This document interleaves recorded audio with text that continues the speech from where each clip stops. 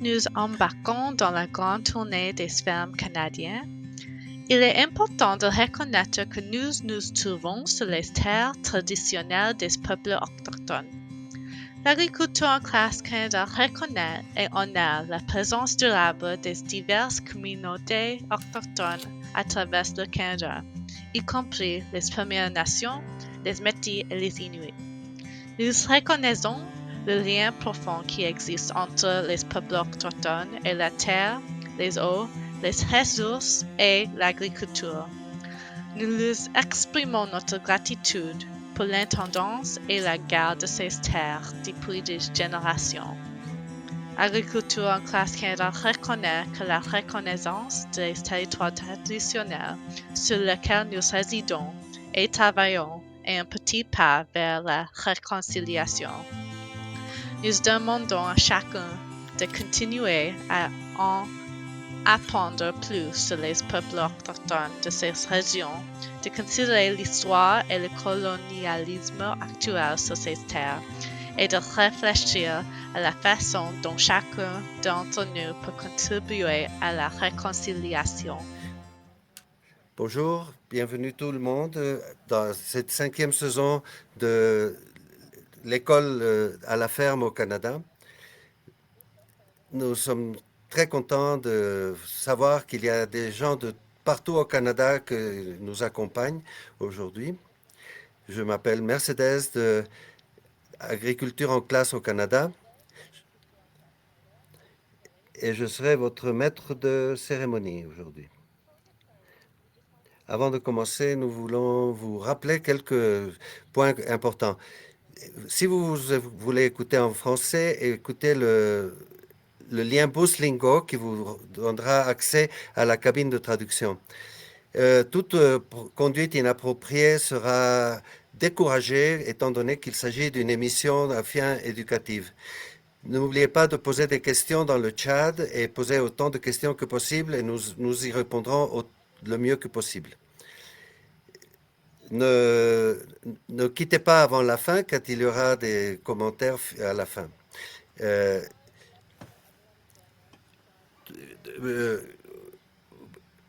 Pour savoir où vous vous trouvez, veuillez bien nous communiquer votre location. Merci. Et voici Brad, qui travaille sur des fermes de moutons en Terre-Neuve. Bonjour. Comme vous avez mentionné, mon nom est Brad. Je suis très honoré de vous présenter les fermes sur lesquelles nous travaillons ici. Nous travaillons sur des moutons. Et je voudrais profiter de cette opportunité pour introduire Nadeline, qui se trouve ici avec nous dans la ferme. Et qui est avec nous depuis que nous avons commencé cette affaire. Elle sera avec nous pendant la tournée aujourd'hui.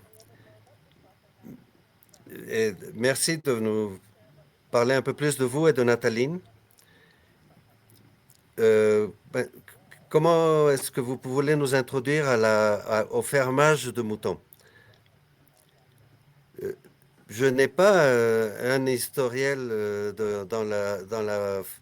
dans l'agriculture ou dans les fermes, mais je me suis impliqué dans la création de cette ferme et donc je n'ai pas imaginé autre chose que de faire une ferme de moutons. Je fais partie de plusieurs comités et de conseils et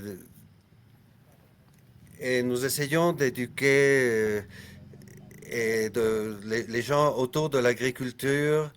Et il y a tellement d'opportunités différentes dans l'industrie agricole, depuis les fermes à moutons jusqu'à conduire les camions qui font la délivrance des produits, etc. Donc, vraiment, il y a beaucoup de possibilités de travail dans ce milieu. Bon, vous êtes entré dans l'agriculture pour des raisons commerciales, n'est-ce pas? Donc, c'est important de connaître ça parce que euh, moi non plus, je ne suis pas né dans l'agriculture, mais je suis entré dans ce monde grâce à l'enseignement.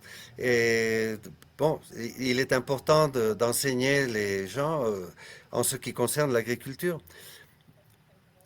Est-ce que vous aimeriez de donner la bienvenue à nos écoliers? Ici, nous avons des écoles, nous avons une école élémentaire ici et bon, nous ne visitons pas l'école très souvent, mais nous y allons chaque fois que nous pouvons. J'aimerais bien faire une reconnaissance à Monsieur Shepard et ses enfants qui sont, qui sont en Colombie. Mrs. Smith est ma sœur. Et donc, j'ai deux neveux qui assistent à l'école de George.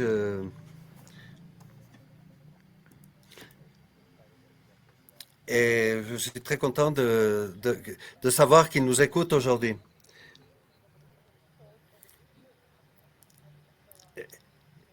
Euh, je vous laisserai la parole à vous deux pendant que vous présentez la ferme et je reviendrai à vous un instant après.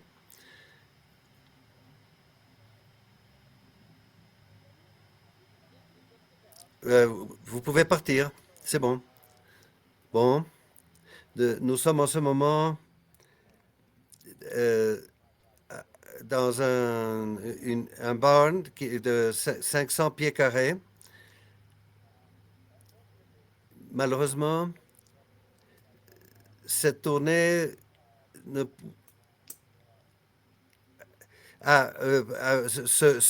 cette tournée va se faire juste au moment où nous avons plein de petits moutons qui sont nés cette semaine. Et donc, nous allons entrer dans, dans la grange, qui est qui est le bercail, n'est-ce pas? Il y a certains moutons qui doivent avoir des soins particuliers. Par exemple, ceci, c'est un endroit chauffé, une chambre chauffée, où les moutons sont bien au chaud. Ils ont aussi accès à, à ce qu'on appelle une nanny grower, qui est une machine à alimenter oui, pour allaiter les petits moutons. C'est une machine à allaiter.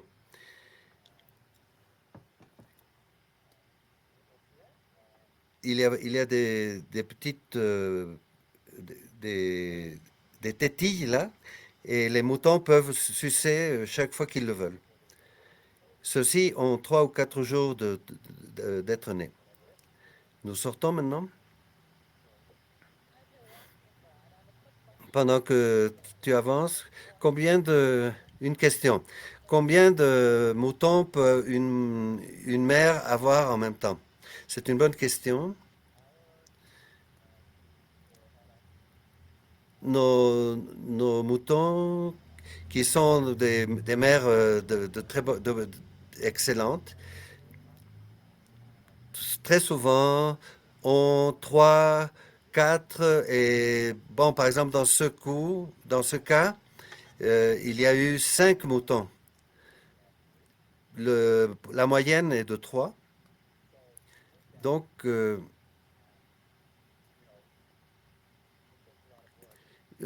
cela fait qu'il faut beaucoup travailler parce que quand il y a plusieurs mères qui accouchent en même temps, ça fait beaucoup de travail.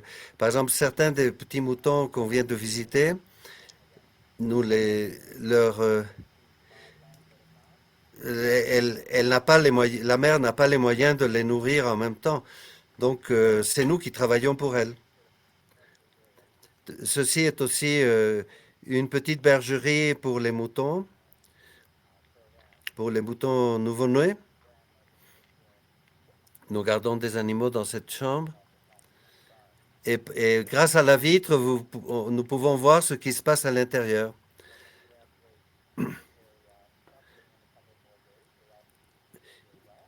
Donc, dans 2 jours à peu près, bien qu'ils se portent très très bien, nous allons les sortir et nous allons les laisser sortir dans cette autre section. Une nouvelle question, c'est pourquoi est-ce que ces moutons ont des marques vertes sur leur dos? Oui, je savais que c'est une question qui allait venir. Chacun de ces moutons est marqué d'après leur mère. Donc, comme ça, nous savons tout de suite que leur mère, les, leur- les mères moutons sont numérotées. Donc, chaque fois que les moutons naissent, euh, nous donnons un numéro à leur mère. C'est une peinture spéciale pour peindre les animaux. Et lorsque les animaux se trouvent dans ce contexte avec leur mère, c'est une référence très facile pour savoir à quelle mère appartient chaque agneau. Donc les agneaux, ouais, c'est une façon très efficace de gérer l'appartenance des agneaux à leur mère, aux agnelles. Et ici, de- ce- il y a des jarres on les appelle des récipients pour agneaux. Et donc, pendant la délivrance, lorsqu'elles ont leur bébé, on les laisse là pendant 3 jours, de telle façon à ce que les bébés restent près de leur mère et créent un lien avec leur mère. Ici, on appellerait ça la pouponnière, n'est-ce pas? Et donc, ces agneaux,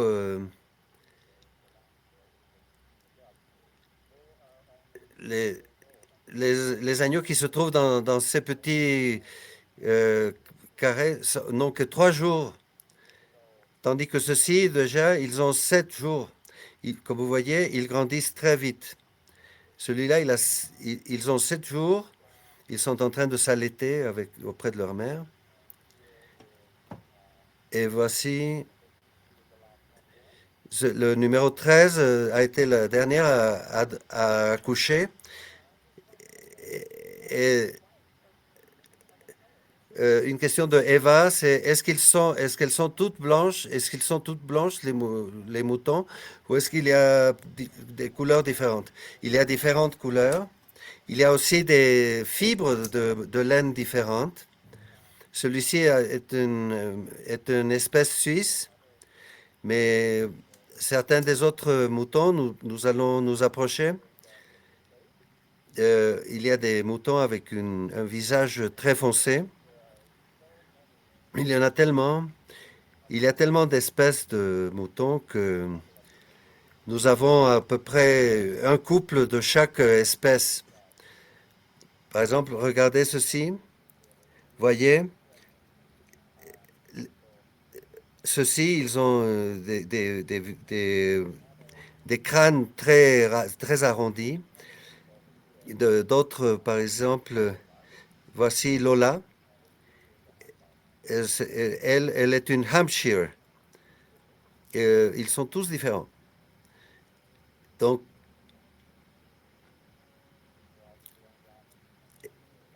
et ils sont tout simplement par terre à rumier.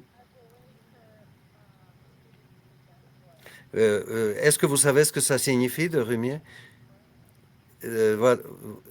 Bon, ben, c'est une bonne question à à faire à Brad. Euh, il veut savoir quelle est sa nourriture préférée. La nourriture préférée, c'est les graines. C'est il, il y a des mixtures de graines spécialement créés pour les moutons. Et ils aiment aussi beaucoup l'alfalfa.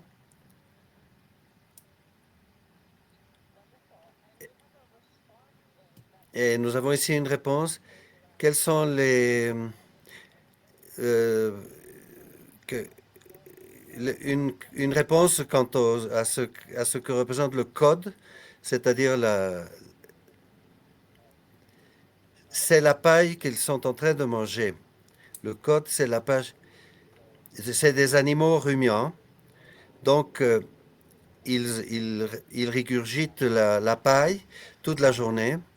Et donc, lorsqu'ils marchent comme ça toute la journée, c'est parce ils ont régurgité la paille qu'ils ont avalée avant et ils la font travailler plusieurs fois dans leur système digestif.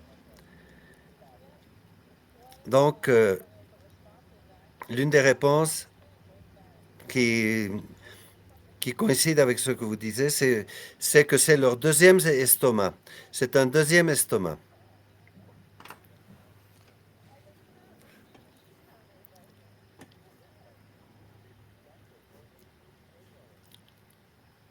Oui, c'est une autre question maintenant. C'est Katie, est-ce qu'ils se demandent s'ils ont quatre estomacs comme les vaches? Et en effet, oui, ils ont quatre estomacs. Est-ce que vous pouvez nous expliquer en quoi il consiste? Chaque estomac a une finalité spécifique. C'est la façon dont ils doivent garder leur diète, leur, leur régime, non?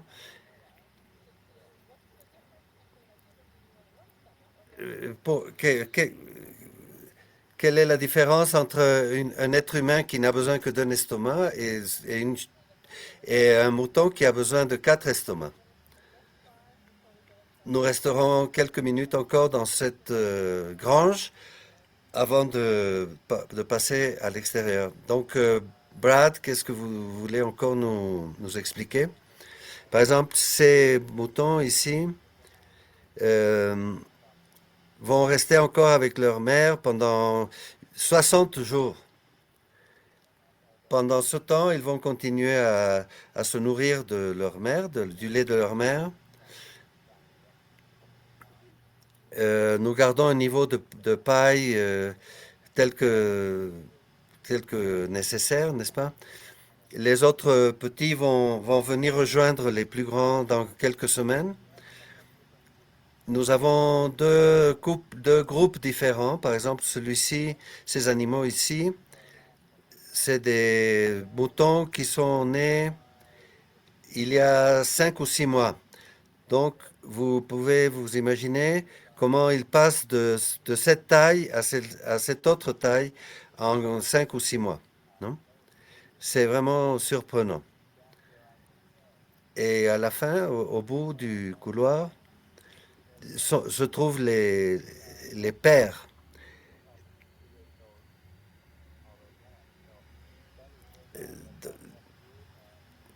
Voici les moutons. Parfois, ils se bagarrent entre eux ou sinon ils jouent. Ils-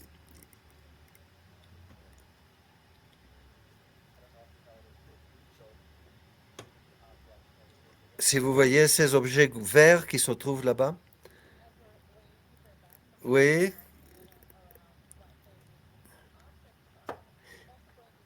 il y a eu des... Il y a une autre question. Quelle est la durée de la grossesse des agnelles? Des-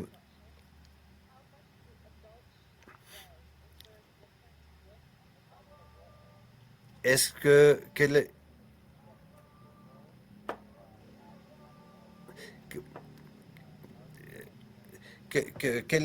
le poids de la laine? C'est à peu près 2 livres de poids pour chaque agneau. Cela dépend aussi, bien sûr, de la race de nos. Les moutons pèsent eux-mêmes entre 180 et 200 livres.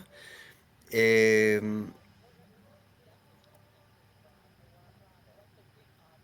et maintenant, revenons aux objets verts. Quelqu'un a dit qu'il croit que c'est des réservoirs à sel ou peut-être c'est des réservoirs à eau. Là, oui, c'est bien des réservoirs à eau et ils sont thermiques p- parce que pendant tout l'hiver, bon, bien sûr, nous avons des hivers très froids ici. Et bien que la grange était isolée, il faut que l'eau ne puisse pas se geler, n'est-ce pas? Donc, il est très important et cela nous empêche d'avoir des maux de tête à briser la glace dans les réservoirs d'eau. Donc, ceux-là sont très très bons et ils sont. Céline pose une nouvelle question et, et nous avons une autre question. En réponse à la question sur. Il y a deux petites possibles réponses. Elle dit peut-être 6 mois et, et une autre classe dit que peut-être 4 mois et une autre dit qu'elles sont enceintes pendant 5 mois. Ben, c'est 5 mois, 147 jours.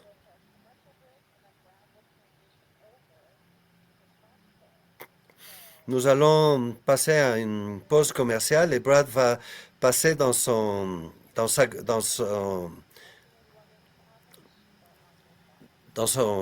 réservoir, dans l'autre grange. Normalement, un troupeau est d'une centaine de brebis et de moutons.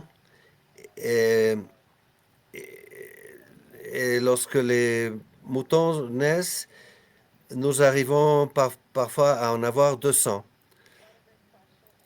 Maintenant, voici notre pause commerciale et nous revenons à Brad dans 2 minutes. OK, on vous voit dans 2 minutes.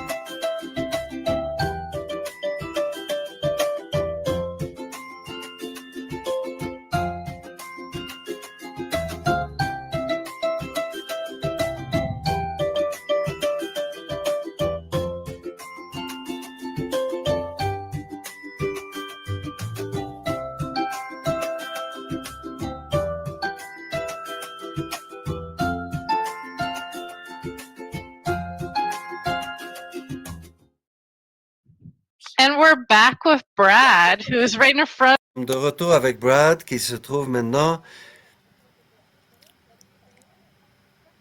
dans le magasin de sa ferme.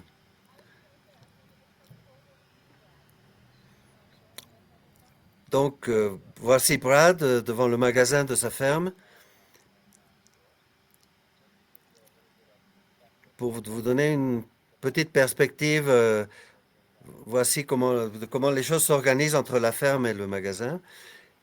Vous voyez, notre magasin se trouve ici Et la ferme se trouve derrière le magasin. Il y a une autre grange là-bas euh, où nous avons d'autres animaux comme des poneys des chevaux, etc. Donc tout se trouve à proximité, n'est-ce pas? Donc nous allons entrer maintenant.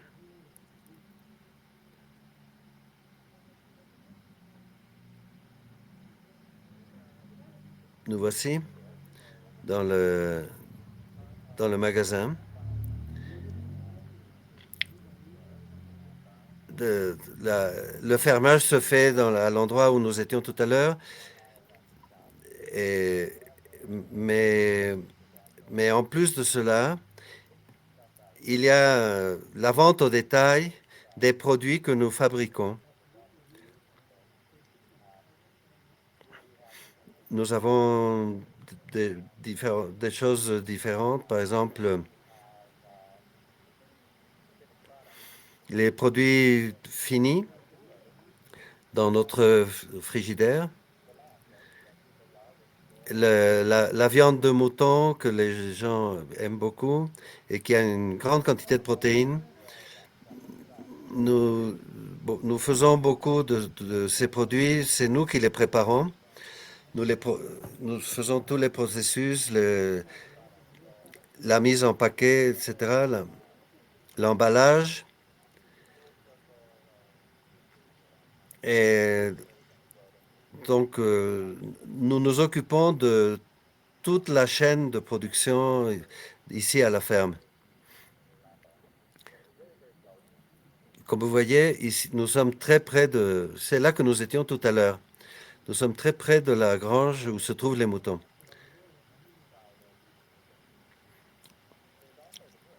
Et il y a bien sûr aussi la laine que nous produisons. Nous avons créé ces belles couvertures en laine. Les animaux que nous venons de voir,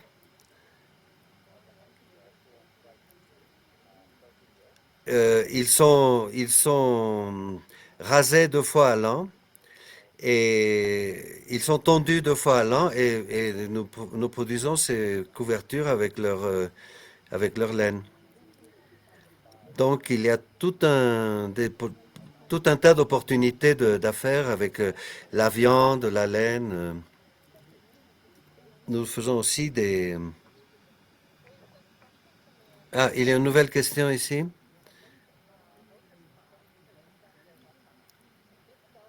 Isabella se demande, vous parlez de, de la viande et de la laine, mais est-ce que on peut boire le lait de mouton? Oui, il y a les différentes races de moutons vont produire des différentes quantités de lait.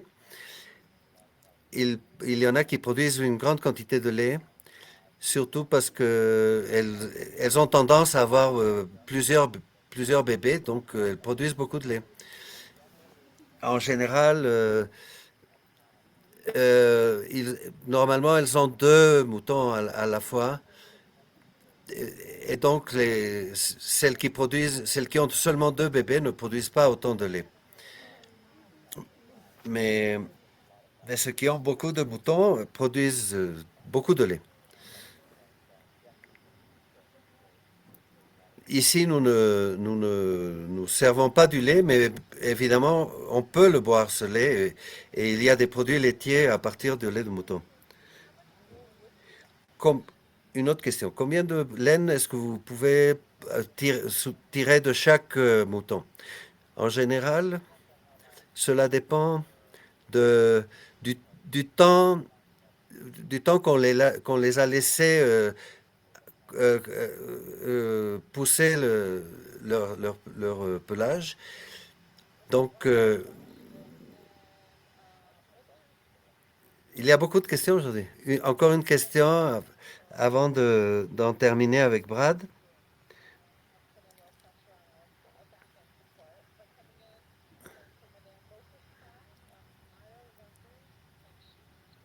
Est-ce, est-ce que les moutons peuvent nager? Voilà la question. C'est une très bonne question parce que je n'en sais rien. J'aimerais bien savoir la réponse à ça, mais je ne la sais pas. Bon, ben, essayez de l'apprendre et de nous l'apprendre à nous. Hein? Il faut le chercher sur Google. Bon, ben, merci beaucoup pour nous avoir conduits dans cette tournée. Euh, je- Tout le monde vous regarde de partout au Canada. Il y a beaucoup, et